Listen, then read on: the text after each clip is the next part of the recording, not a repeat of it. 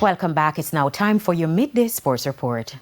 Reggae Boyz head coach Steve McLaren says today's friendly international against Trinidad and Tobago at the Montego Bay Sports Complex will present the local players with a chance to impress and earn their spots for major competitions in the future. This will be the first of two friendly internationals against the Twin Islands. To impress and to do well, they have to play as a team. Sometimes that's difficult because of cohesion and, different clubs. But we'll try and pick a team that's cohesive in certain areas. But it's up to them. Meanwhile, head coach of Trinidad and Tobago, Dwight York, says these two matches will provide him with the chance to assess the strength of his squad. It gives us an opportunity as a backroom staff, myself, to work with these players, even in a very short period of time, is to sort of not bet, but to have a look at the local players in a more close-up environment. And certainly coming into Jamaica doesn't get much more hostile in this.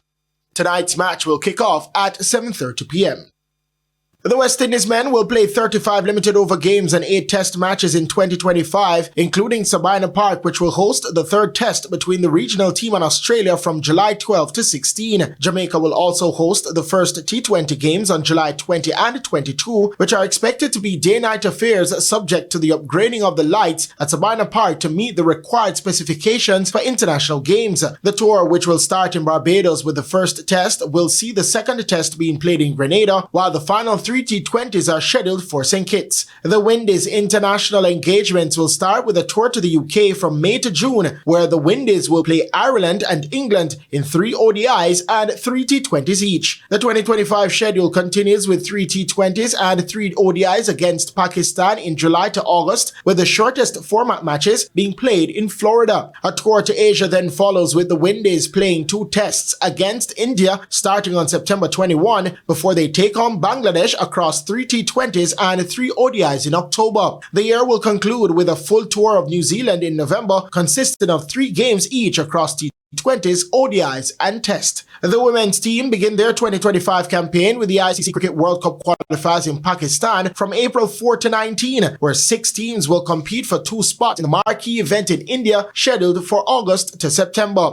Following the qualifiers, the women will tour England for a full white ball series featuring 3 T20s and 3 ODIs from May 21 to June 8. Later in the year, they will host South Africa for a historic white ball series at the 3Ws Oval in Barbados, marking the first time the venue will stage such an international series. I'm Christopher Scott, and that is your Midday Sports Report. Thank you, Christopher. And that's the Midday News. I'm Kerry-Ann Simpson. Join us at 7 for Primetime News. On behalf of the news, sports, and production teams, good afternoon.